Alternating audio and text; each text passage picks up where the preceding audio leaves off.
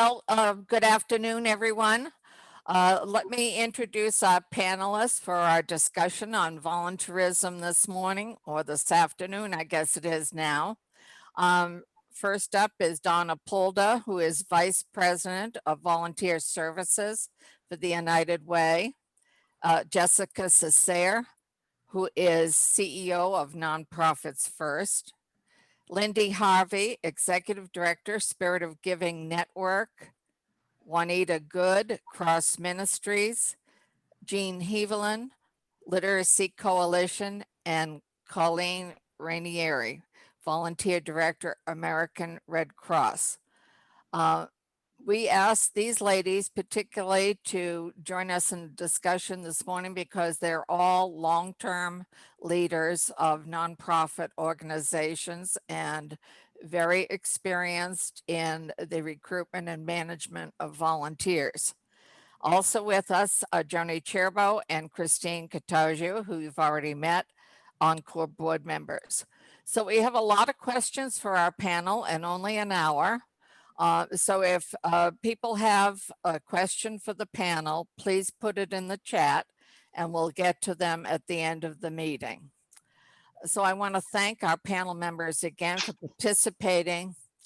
Our goal this morning and Encore's goal is to find ways to increase volunteerism in Palm Beach County and to help people find the volunteer opportunity that is right for them. So the first couple of questions I'm going to ask is for all of the panelists.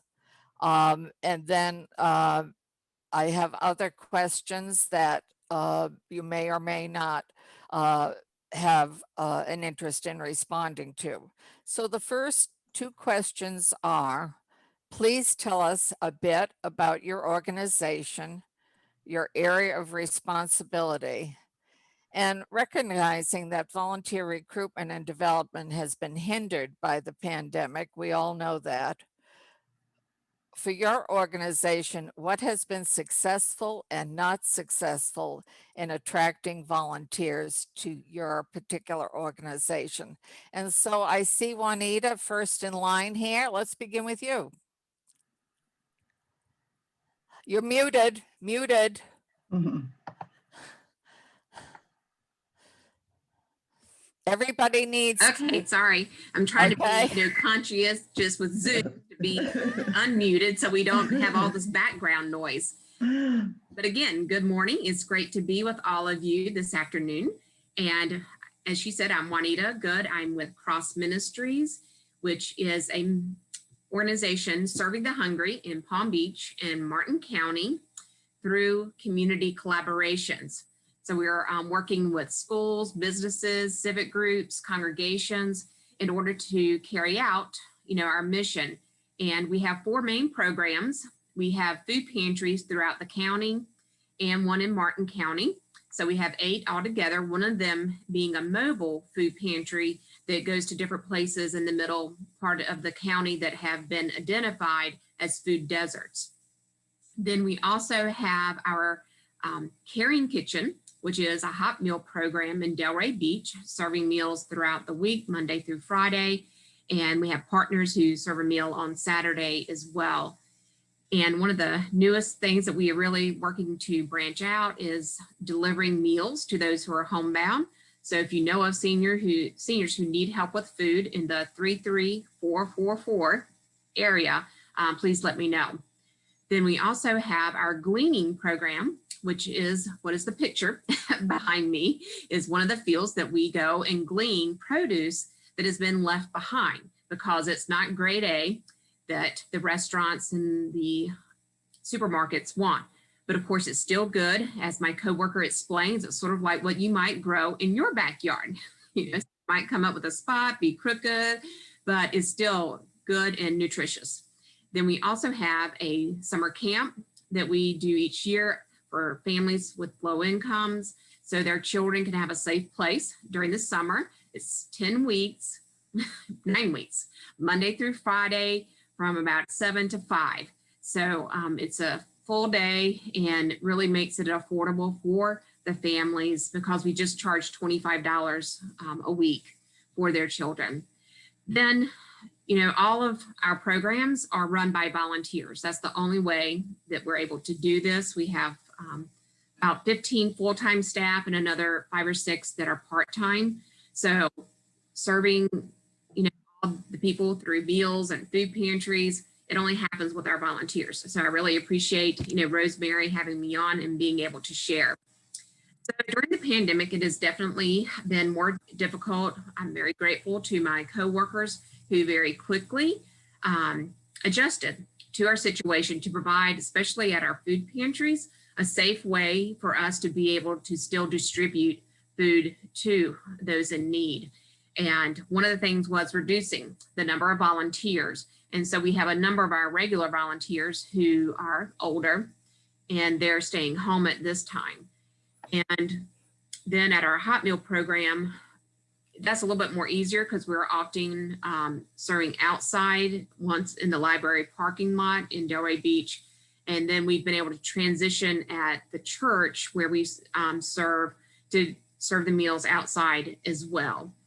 And then we added recently delivery, having people drive through and pick up a meal, because we are at the site where we prepare the meals. Quezon United Methodist Church has very generously allowed us to use their kitchen.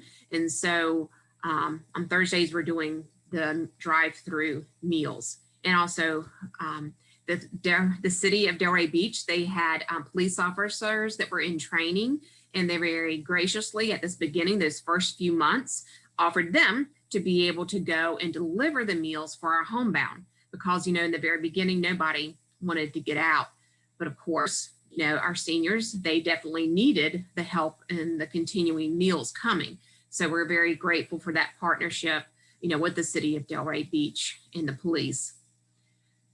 And we've recently gone back to our regular volunteers delivering, but we are, through wonderful grants from United Way, thank you, Donna, we have been able to expand our delivery of meals to the homebound. And so we are working to add on some new individuals, as I mentioned. And our funding, comes from lots of different places, but the new thing that we started as part of the transition with our food pantries in the beginning, because we only wanted to have 2 or 3 volunteers at our pantry at a time, we then began packing the bags of food at our warehouse, because big open space and a lot easier to keep people socially distant. And in that way, we created sort of a new volunteer opportunity and used Sign Up Genius, which has worked out really well, and have recruited a lot of new volunteers, because people who are laid off, people who were now looking to reach out in the community. And so it's been really fantastic, and they're so grateful for those who are willing to still come out and help, because that is right now, it's supplying our food pantries and keeping us able to run and operate our food pantries. So that's been sort of the new thing. Sorry, just ignore that. And so anyway, it's been difficult, but not so difficult for us, because we have been able to manage to adjust, but we are having difficulties recruiting long-term volunteers who can volunteer for like 3 to 6 months. And so we, trying to get our word out there everywhere we can on different websites, different programs, like United Way and others. And so I think that's enough from me. Well, it's amazing that you're doing what you're doing in the middle of all this. Colleen, would you like to share your response to those questions? Yes, sorry. Hi, my name is Colleen Raniere. I am a senior recruitment specialist with the South Florida region of the American Red Cross. The American Red Cross's mission is to prevent and alleviate human suffering in the face of emergencies by mobilizing the power of our volunteers and the generosity of our donors. We are truly a volunteer-led organization with over 90% of our workforce being volunteers. And we're also part of the largest humanitarian network in the world with our Red Cross societies around the world. Here in South Florida, we cover basically the bottom third of the state. So from Vero Beach all the way down to the Keys and over to the west coast of Florida. We serve over 8 million people in 13 counties, and we have 4 chapters within our region. So the Palm Beach and Treasure Coast chapter is one of the chapters that I cover, but many of us cover regionally, and so do our volunteers. So wherever there's a need, we're kind of moving people around to cover those needs. During the pandemic, quickly we realized that there were many things that we do service delivery wise that we would need to adjust to ensure the safety of our volunteers and the clients we serve. So our different lines of service, and we have several different lines of service that we cover. So I'll just backtrack a little bit. Service to armed forces, serving the military and their families, disaster response, international services, training services, and preparedness education is a big part of what we do, disaster preparedness education. So within all of those lines of service, there's an element of in-person service delivery and some elements of virtual opportunities and things that we could deliver virtually already. So we kind of had a mixture of both, but we quickly realized that we needed to adjust some of our service delivery, and we were able to do that and found that our volunteers were some of our volunteers were very responsive to that, and some of them kind of struggled with using the technology that we implemented to be able to deliver those services. So it's been kind of a mixture of having existing volunteers adjusting to that environment and having new volunteers coming in and not knowing anything different. So they were happy to have the opportunity to be able to, during COVID, give back to our organization and give back to their communities. What else can I tell? So, obviously everybody knows us as a disaster relief organization, but I mentioned we do many things. Serving the military goes to the heart of who we are as an organization and how we started. But every day in the United States, every 60 seconds, 20 people are served, utilize American Red Cross services. And those could be because of the impact of a disaster or because we're providing life-saving training through CPR and first aid and preparedness training, babysitting.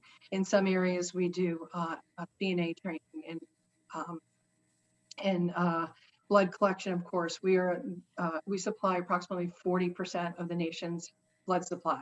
Here in Florida, we do not collect blood, the Red Cross, but we partner with the organizations that do, like One Blood.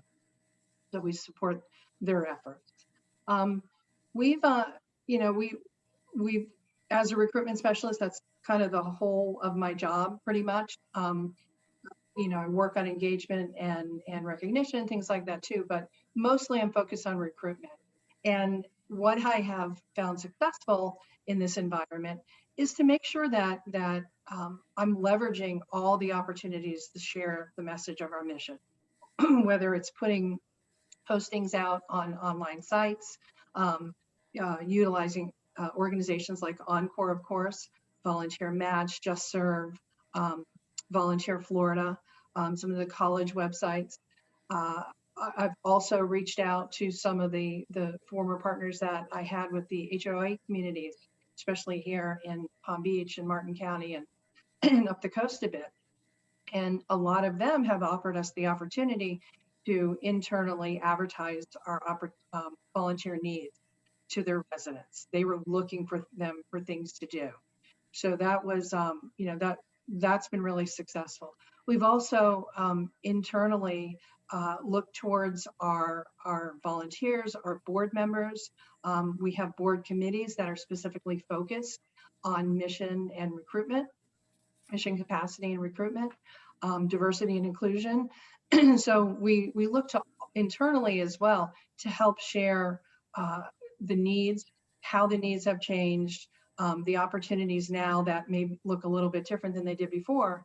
And then we also provided support to those volunteers to train them on how to perform their role now in the virtual sphere.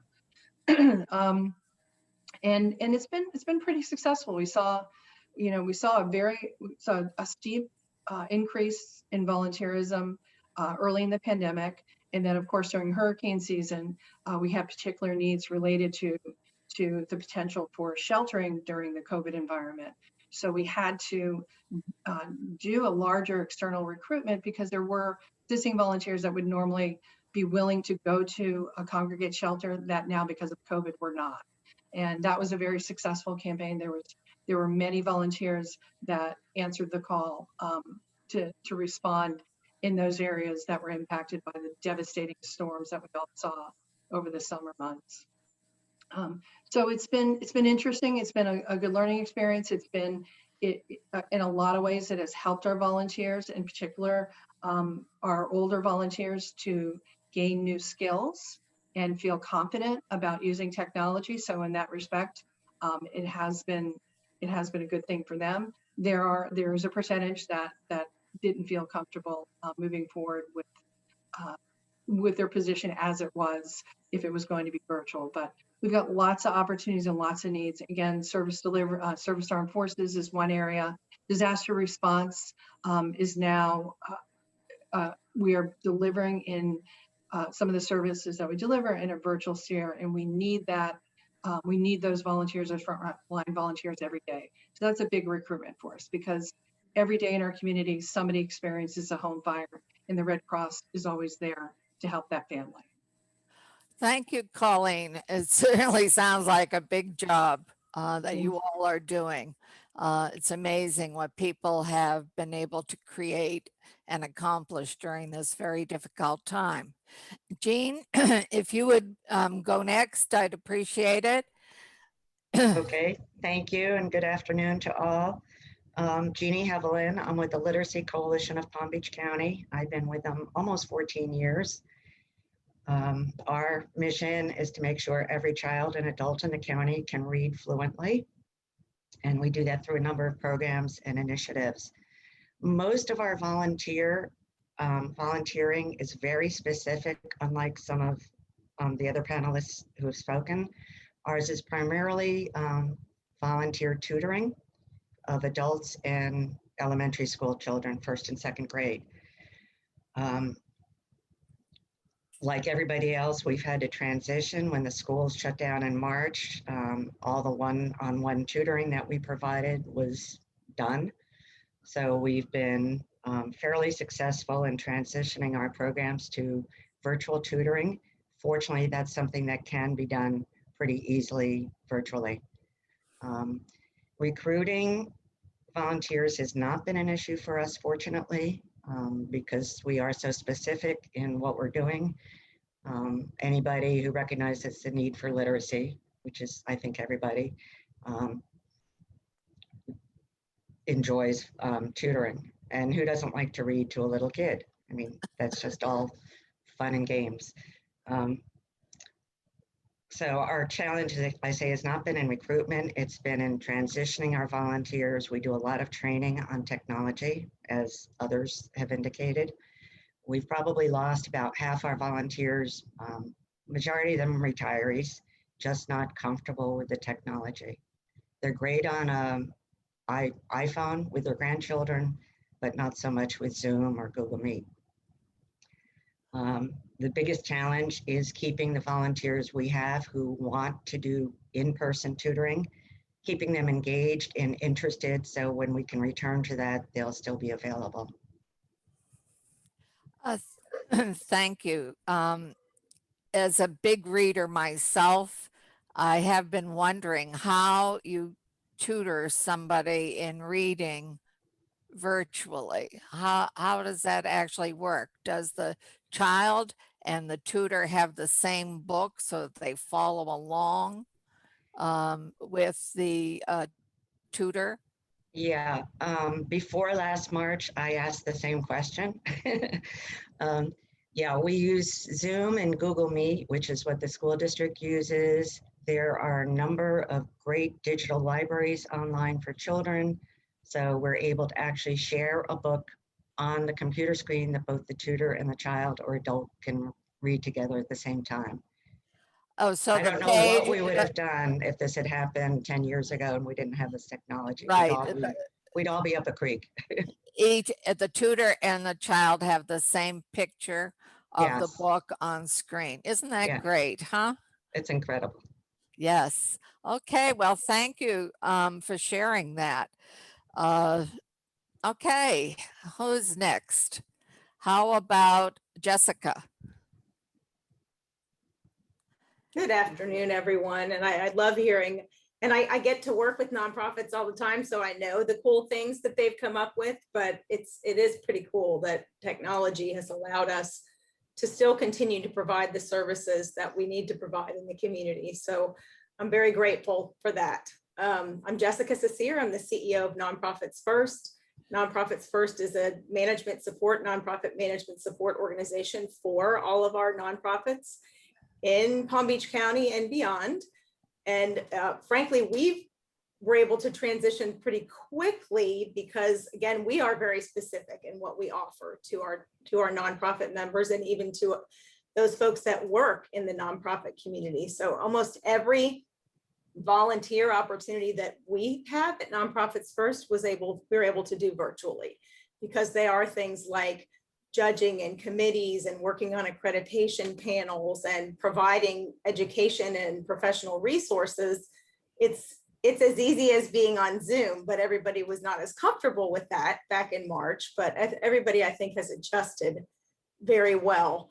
One of the things that Nonprofits First did during the pandemic was launch a website called nonprofitsfirstcares.org. So if you're not familiar with that, you should check that out. It's in our newsletter that we send out pretty much every week or every other week. So, and many of you nonprofits that are with us today are on that website, and it's a place for nonprofit organizations to post all of their volunteer opportunities. So it's a place where you can post needs, volunteer opportunities, donor information. It's kind of a one-stop shop for that particular need. And I think the biggest challenge we've had with that is just letting people know it's out there. So that's the same problem everybody has anyway, but we try our best to post and provide as much resources as we can out in the community to let people know that that's a great place to go look for either a volunteer opportunity or for a nonprofit organization to post the fact that they need volunteers and that they have these opportunities available. So that's been a big part of what we've been launching for the last 6 months. Thanks to some of our funders, Great Charity Challenge, Children's Services Council, we were able to launch that and we'll continue to provide that service, and it will evolve as the pandemic evolves, so that will evolve as well. Thank you, Jessica. But I'll give you a chance to talk a little bit more about Nonprofits First Cares in just a minute, okay. But I would like to ask Donna Pulda to share her. Okay, great. Good afternoon, everyone. So United Way of Palm Beach County, our mission is to ensure that everyone has access to the basics. And so we do that by funding over 85, it might be even more than that, nonprofit organizations in the community. We work with a lot of you that are on the call here today, but we focus on health, education, and income, financial stability, hunger, homelessness. So like Juanita said, we support a lot of the hunger initiatives in the county, the gleaning program, the pantries. During the pandemic, definitely helped with the school district and the grab and go meals and the weekend backpacks. So to keep people having food on their tables during the pandemic, which probably, as you all know, has been one of the greatest needs. And then we work with our mentor center. So that was another switch to be able to provide, again, kind of like Jeannie said, the virtual mentoring. And so different programs utilize different platforms, but we're definitely able to help their mentors and mentees stay connected And I think one of the things that has come out about that is that some will continue to use that even after the pandemic's over, because then they can connect, at any time, anywhere. So if someone's, works and they're on a work trip, they can still get on the computer, right after working hours and connect with their mentee. So we've definitely, found those challenges, but then some of them are, turning into opportunities that we'll be able to use after the pandemic is over. We did find that we work with a lot of corporate volunteers. So obviously big groups of people out volunteering, and they weren't able to do that anymore. They still wanted to stay connected. We came up with a few of our, we call them learning opportunities. We are definitely in the disaster arena too, as was mentioned before. We are the Emergency Support Function 15 for the county. So that's, we help coordinate all the volunteers and donations during a disaster. So we came up with an evacuation route disaster game where groups have different scenarios on what's happening during a disaster, and they have to make decisions on if they're going to start to prepare or wait and see what happens, or are they going to evacuate or stay in place. So we've been able to provide that as a learning opportunity, as well as poverty simulation. So that's become pretty popular, where folks have to make choices based on the amount of money that they have to spend, and what type of housing they're going to have, if they're going to have transportation, technology. So those have been two really great learning opportunities. And then we did have to shift, because every year we help with Project Thanksgiving. And so that's a campaign to raise dollars and also raise food for the Palm Beach County Food Bank. And so we weren't able to have our large donation drop-offs this year. So we were able to set up through Walmart, Amazon, Target wish lists. And so folks were still able to go online, purchase the food items that they wanted, and they were sent directly to the food bank, and they were still able to distribute those out. And we found the same thing with the annual toy drive that we do in connection with WPTV Channel 5, where we weren't able to have the big event where people drive up to the TV station and drop off their toys and sort and pack. So we did the same thing for the nonprofit agencies, and we're able to set up wish lists for them. So they were still able to get some toy donations for their clients. But I've been with United Way of Palm Beach County for about 21 years, most of that time in the volunteer arena.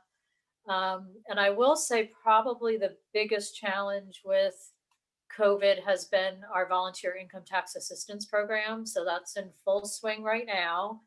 But most of that has always been a face-to-face, where you have a tax preparer who's an IRS certified volunteer preparing the taxes, and you're sitting across from the taxpayer, asking questions, completing the return. And we have a few locations that have allowed us to do that this year, but most of it is either drop off and wait in your car. And so there's, some communication issues a little bit, people getting used to that type of style. And everything has to be by appointment this year, which hasn't been the case previously. And again, with a lot of the population that we serve, low income seniors, people that speak other languages, it's been really, really difficult for them to make appointments. So it wasn't something that we anticipated getting at least 100 phone calls a day. But we have engaged some of our VITA volunteers who are not willing to do the face-to-face to help us returning those phone calls and emails. So it's been great that we're still able to, utilize them in some fashion for that program. But that has been one of our biggest challenges during COVID this year, is with that volunteer income tax program. Well, thank you, Donna. Everybody is being very creative, but there's no end to the needs, is there? It will always be with us, and that's why more volunteers are always going to be needed. So Lindy, would you share with us about the Spirit of Giving Network and what your experience has been? Sure. Thank you for having me, Rosemary. So the Spirit of Giving is a collaborative nonprofit. We have 78 nonprofit members underneath our umbrella. We in a normal world, we get together monthly and network. We bring in relevant speakers and trainers, and it's a great networking and collaborating platform. So we've been doing that on Zoom, which is okay. It's not as fun as it used to be. I miss seeing them in person. But we also do 4 main signature programs a year for our nonprofit members. So the one we're working on currently is Back to School PBC, and we do this in collaboration with the county. And there's actually 3 different sites. Spirit of Giving is in charge of the South County site. Last year, we were able to distribute over 4,800 backpacks and school supplies to children of our nonprofit members who register these children. And when we started planning this last year, this is a 2-day, all day encompassing event where the kids come in and they shop for their school supplies. We have school physicals and haircuts, and we collaborate with the Boca Regional Hospital, and they bring in lots of doctors and give free screenings to the kids and to the adults, and the mammogram bands there. We have lunch. I mean, it's an amazing day. When we started planning last year, we thought that's how it was going to happen. And then we realized that it happened. And then we realized it was still going to be here August. So we had to move it to a drive-through event. The day before our event, we got a hurricane watch. So the school canceled our lease. So luckily we could call up all of our nonprofit agencies, and they came and picked up their students' supplies. But so now this year, because COVID's still here, that's going to be here this summer, and not enough people will be vaccinated this summer to have an in-person event with thousands of people, we are going to just start planning it as a drive-through event. But in a normal year, we have about 350 volunteers do this project over 2 days. And last year, when we knew we had to pack the supplies and then just distribute them as a drive-through event, what we started doing, how we pivoted our volunteer recruitment, is we try to do families, and we try to do businesses, that people who are used to being in their bubble, so that and we had smaller shifts and smaller number of volunteers, and it worked very well. I think that especially the family thing, because parents wanted to be with their kids doing something good for the community, because the community was hurting so badly. And then so our other signature program is the Holiday Gift Drive, which this year we distributed over 6,200 gifts to our nonprofit members' children. And the same thing with the volunteer, though. We had to have smaller groups. We had a warehouse, and we really only wanted about 5 people in a warehouse at a time. And we needed them to be a family unit that were used to being together. So there wasn't so many germs, and we had to screen everybody. But it's been challenging. I keep learning something new every month. One of the cool things, though, Rosemary, I was thinking about the senior citizens and nursing homes. At our holiday gift drive, we usually have like a gift tag. So our nonprofits register their children. We make up a gift catalog where they actually pick out a gift. So little Mary Smith says, she looks at our catalog and she says that she wants a baby doll with a carriage. And so we make a gift tag that says, Little Mary Smith is from Florence Fuller Child Development Center, and she's 6 years old, and she's a female. And then we actually have a QR code on there. It's very high tech. But we have stickers that we need to put on these 5,000 or 6,000 gift tags. And what we did was we made bags of like 100 or 200 each and handed them out to like our junior league friends, and they did it at home. So we got them all done in a virtual way. So yeah, it's been an interesting year. So. Oh, great. That's great. Thank you for sharing that. Can I just say one more thing? I'm sorry, Rosemary. Okay. I also wanted to mention, though, one of the things when someone was talking about reaching out, we actually do live scan fingerprinting here. We started doing this for our members who needed to get their volunteers background checks. So we offer that as a service to the community. And I'm always talking to everybody who comes in so that I can get them to volunteer for whoever, Good for you. Actually, all our speakers have illustrated that maxim that when life gives you lemons, you make lemonade. Very creative, and I thank you all for sharing that. So you've all had your different ways of either recruiting new volunteers or utilizing the ones you have. one of the concerns of Encore has been that we have an enormous population of people over 50 in our community in Palm Beach County. And we keep reading that almost 50% of our population is over 50. Many are still working, of course, and many live in residential facilities, congregate facilities, a very high percentage, I would imagine, since there are so many of those facilities. And then there are people moving here all the time. I mean, every day people are moving into Palm Beach County, and many of those are older people, retired or planning to retire. And the challenge we have experienced is, how do you reach all of them? How do you connect with them? What can we do better about connecting with them?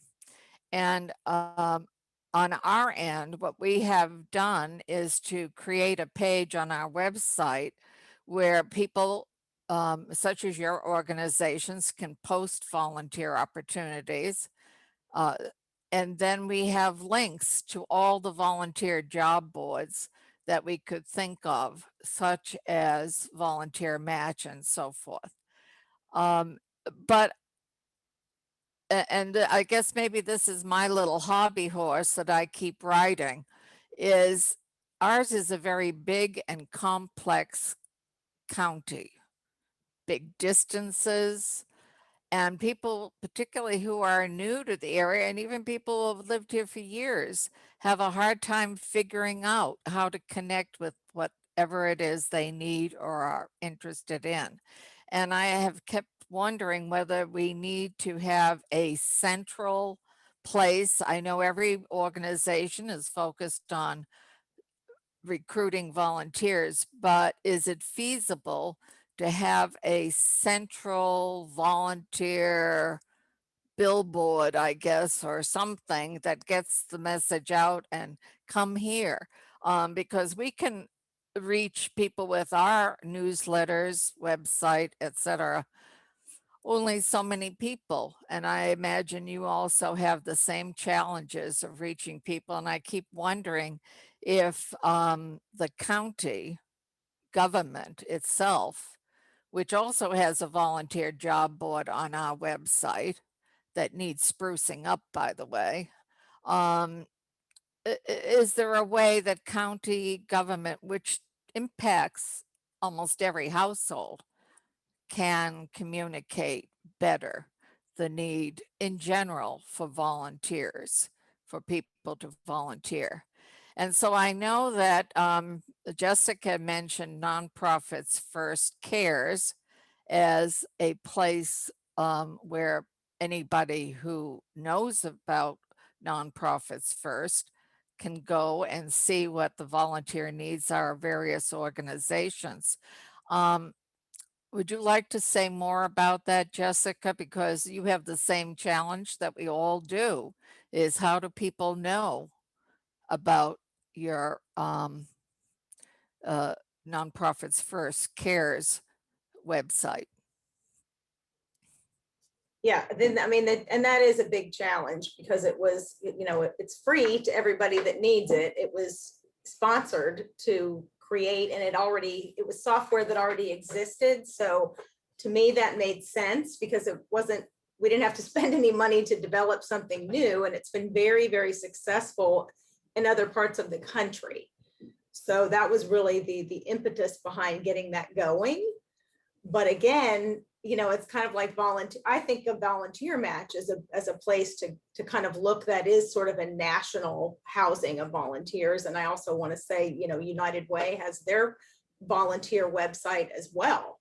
So we do have local resources. It's just, how do we link people there? And you're right, Rosemary, that depending on where somebody lives or what they're doing, I mean, this is a huge community. If you live in Delray, you barely make it up to Palm Beach Gardens very often. And so you're looking for opportunities that are right there where you live.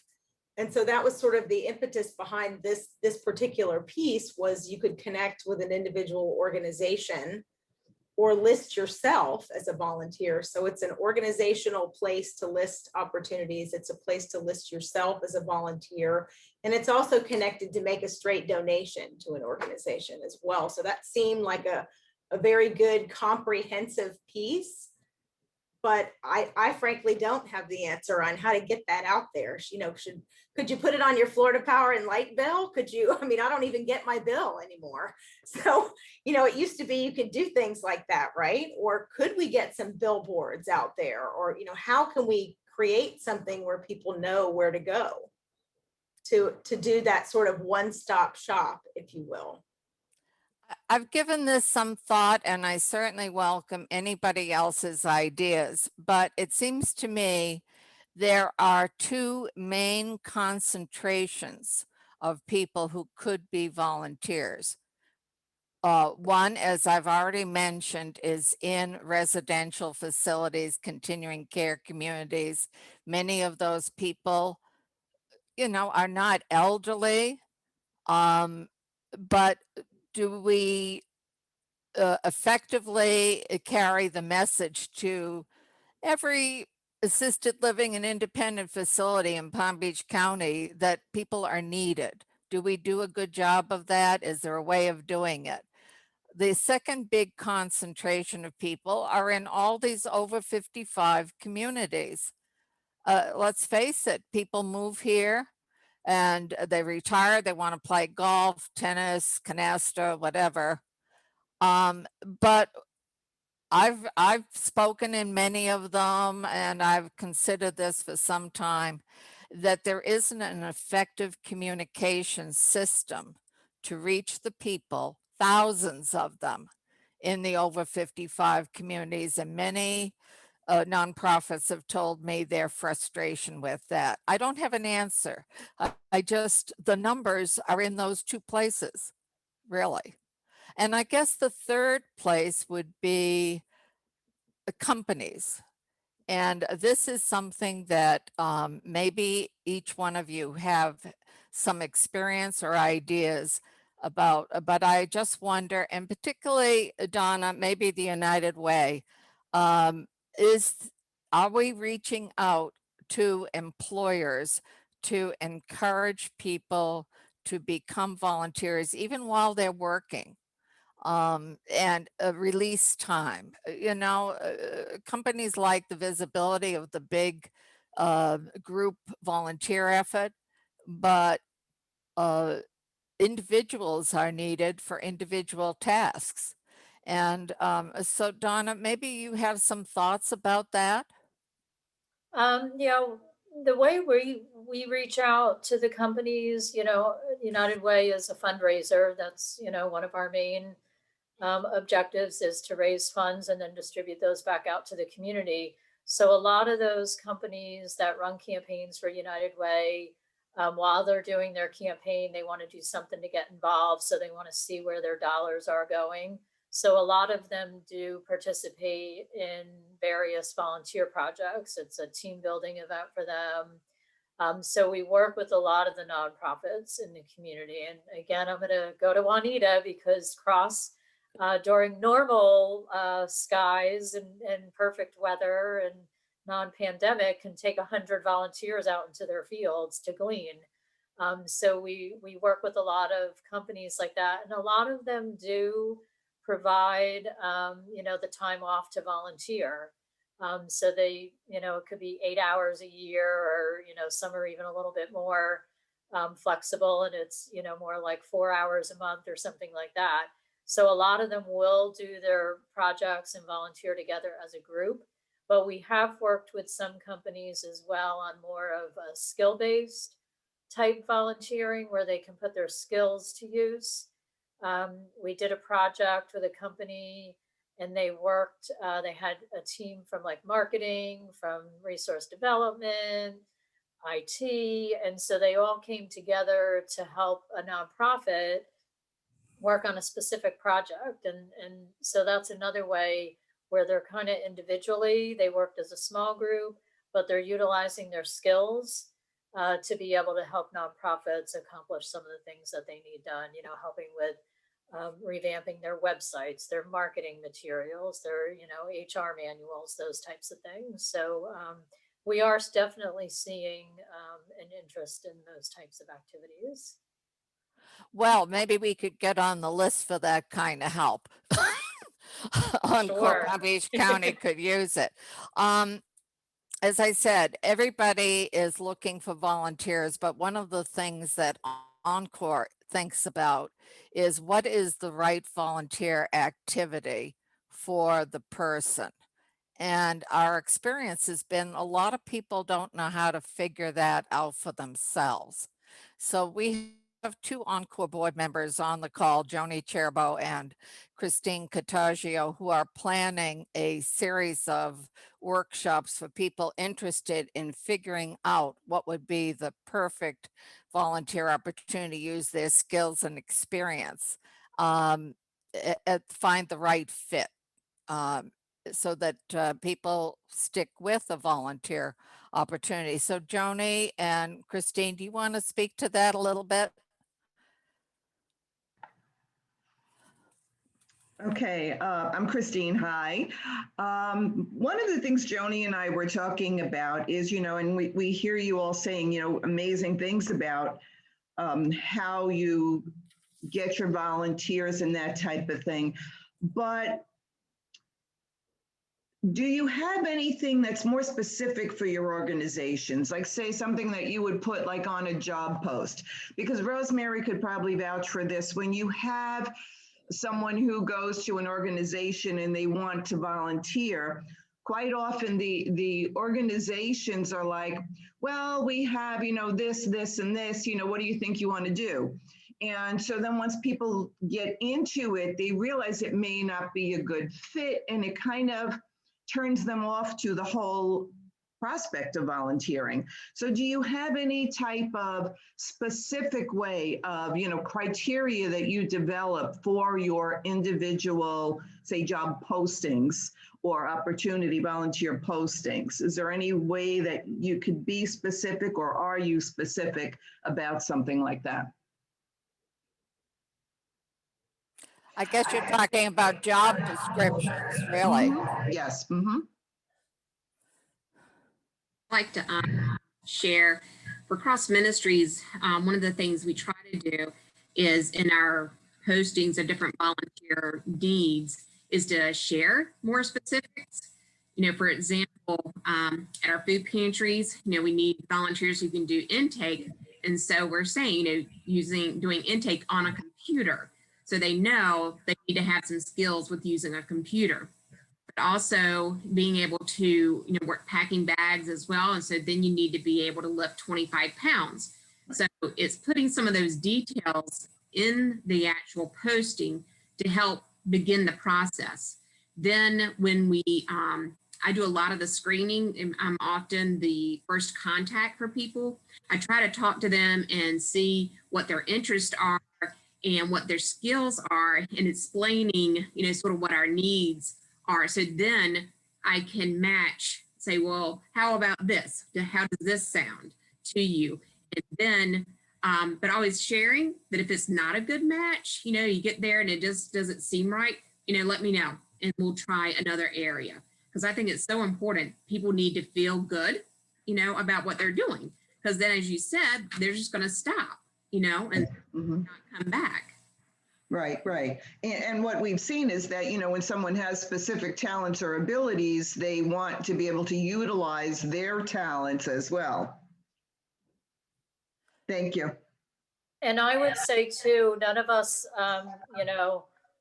want to steal anybody's volunteers, but really if we find that it isn't a match for us, another organization may have that need and may have that specific skill that they're looking for.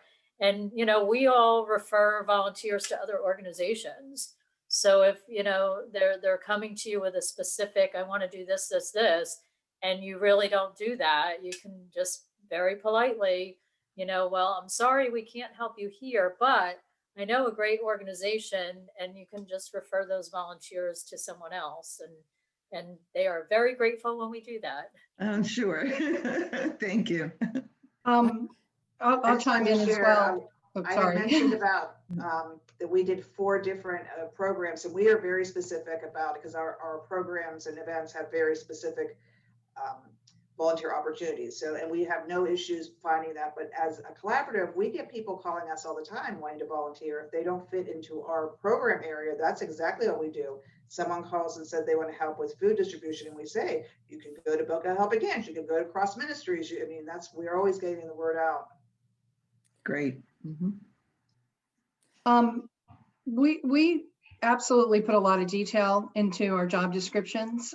So the outward facing posts are pretty detailed. I'm pretty sure most people can figure out what the role will be, but a couple things that we do to enhance the ability for prospective volunteers to determine if this is the right organization for them, the right opportunity is where we have it available.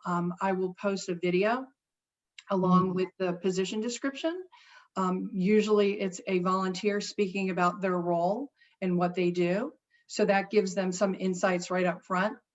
And the other thing that we've been doing since COVID, and I forgot to mention before, is we have a virtual open house every month now. And Great. in that virtual open house, it's open to anybody who lives in South Florida. Prospective volunteers can come and learn about the organization, learn about the different lines of service, and we get into a little bit of detail of the highlighted positions. It's not everything, not every position, but the priority needs. So from that open house, they'll kind of already have an idea of, if not the position, maybe the line of service. And then when we screen them on the interview, we get into the more detail. So those are 2 things that help them kind of know where they'll fit in. Well, that's a great idea. Thank you.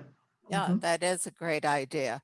And of course, if you find that somebody has entered your virtual door that you don't have a right match for it, you can always refer them to Encore Palm Beach County, because you know we cover a lot of nonprofits, and we would work to try and find a right match for them too. And I know that's something that Joni and Christine are particularly focused on. So we'd appreciate it, of course, if you would share with your communication lines the upcoming workshop next Wednesday, the information about the workshops that they're going to be doing. While we're talking about communication, I was just thinking, and maybe you don't see it the same way, but I think that this has been, we're not done yet, but this has been a very interesting and attractive a group of people talking about the need for volunteers in general in Palm Beach County, and specifically your organizations. As we encounter groups of people, would you have a problem with us sharing this recording with them so there's more exposure? I will probably put it in, it will be on our website. It'll be probably in one of our newsletters. But from time to time, we meet people who are in over 55 community, and I might ask them to share. And also we'll be working with some of the congregate living communities, and people might be very interested in seeing all or part of this particular session. Does anybody have any problem with that? Hearing none. I see David just switched on. And I was thinking particularly about your men's shed group, David. Well, yes, actually, and that's a good idea. The men's shed group, you know, there's a group of, I mean, this is a local chapter of a much larger, you know, organization that has chapters actually across the country, and really it's a group of mainly men that are looking to you know, socialize, but also looking to see where they can, you know, be helpful in the community. So that Rosemary, I think that's an interesting thought. You know, just the awareness of the volunteer opportunities could, that might be worth some more discussion. And the other thing, when you mentioned the over 55s, I think almost invariably all those communities have an HOA, and the HOA might be kind of a, like a central funnel, because most of them today have a website, and a lot of them publish a newsletter, and that could be a central place to disseminate information to the people that live in that community that might be interested in some volunteer opportunities. So the HOA might be an entry point for that. And within those communities, there are other groupings, so that actually have their own newsletters. David is part of a men's shed group up in Palm Beach County, and they've been meeting virtually for some time and in person beforehand.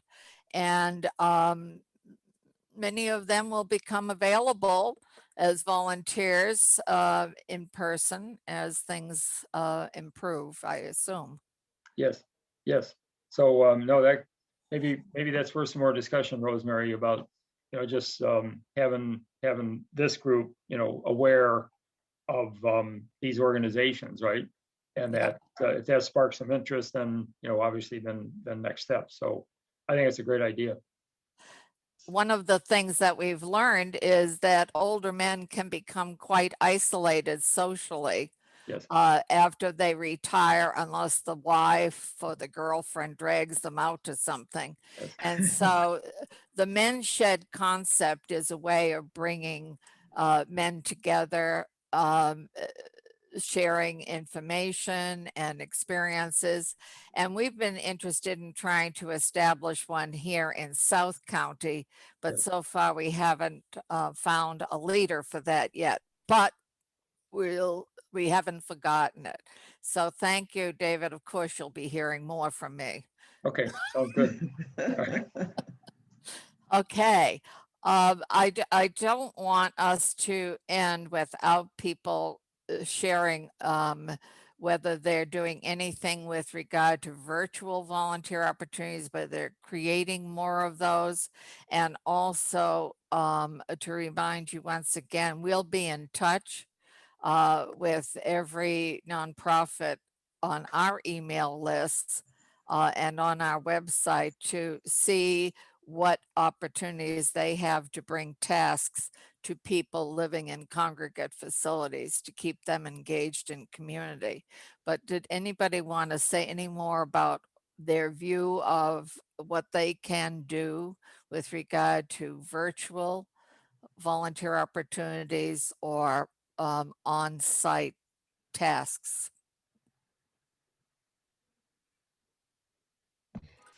Not specifically to answer that, Rosemary, but I keep thinking about the need to collaborate, how people find volunteer opportunities. And keep thinking April is National Volunteer Month. I don't know who would spearhead this, but if we could get the county, maybe the media, TV and print to kind of together put out something about volunteerism in Palm Beach County and list like United Way and Nonprofits First, maybe 211, the places for people to go to find out about these opportunities, to really do a concentrated push to get the word out. Thank you, Jeanne. That is a great idea. Now we just have to find a volunteer to make it happen. Not in my job description. Okay, Johnny, Christine, I'm sorry. I was just suggesting David and his group, maybe he can find a group of people to help make that happen. Because that's Yeah. I'll definitely mention what we talked about today, because again, we meet regularly. In fact, later today.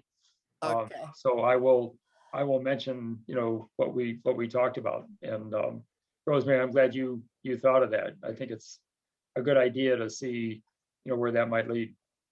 Okay, well, I just thought of it while we were talking, and that is sharing and communication stimulates ideas. Absolutely. Johnny? Yeah, I just want to emphasize that there seem to be so many different opportunities out there and ways of promoting. One of the weaknesses that I think we're trying to deal with that you have mentioned was there are so many people who really don't know what they want to do or if they even want to volunteer. And I think that is the flip side of the coin of finding something as well. And I think that's one of the things that Christine and I are going to focus on in the workshop is trying to find people who say, well, this might be interesting. I've never thought about really doing it before, besides maybe writing a check, you know, or doing something at my grandchild's school or my church or temple. So that's the flip side of all this. The opportunities are there up the kazoo in some ways. But for people who don't even really haven't done this before and really don't know where to go or how to start, that's part of what we're trying to pick up on in our workshop. Thank you. Thank you, Joni. Well, a very interesting hour has passed. Before we close, is there anybody who would like to say or share anything that they haven't had a chance to do? Okay. Hearing Thank you none. very much, Rosemary. We appreciate the opportunity to share. I think it's been wonderful. And I think it's, yeah, also a great idea to, recording this and then being able to share in different places. So that is, awesome. And to Joni's comment, I did want to say, I think there are two things, people determining or seeing what are their passions, what are they passionate about, and then what do they like to do? Because some may love, the idea of reading to a child, but others, may, enjoy helping to feed people, so it's those two things. I think it's important for people to identify, and also sometimes too, get over the inhibition that they actually have something to share, that they actually could help someone. Yes. One of the other little challenges is from time to time, I know I meet people who are highly skilled. I mean, they've had high executive positions, but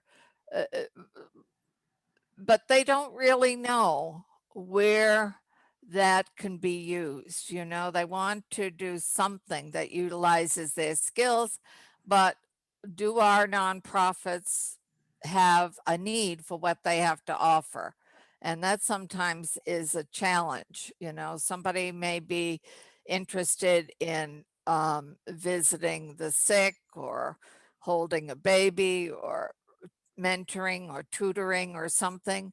But there are a lot of people moving here who are highly educated, highly skilled, have had prominent positions, and they really don't know how to make what they have had as experience and knowledge transferable into what a nonprofit might be. And so I see that as another challenge. Well, there's no lack of challenges, are there? But we keep working away on it. And personally, I'm a big believer and proponent of volunteer service, not only to meet the needs of the community, but because it's good for people. It's good for them psychologically, and it's good for their health as they age to be engaged in community and sharing. So I think that wraps up our session today. I appreciate everybody taking the time. I hope that you will share the information on our volunteer opportunity series of workshops next week with Joni and Christine. You will receive a copy of the recording, and I hope you'll share that along with our newsletter or anything else with your contact lists. And that, I think, we're all in the same boat together, which is to help volunteerism grow in Palm Beach County. So thank you once again for being with us.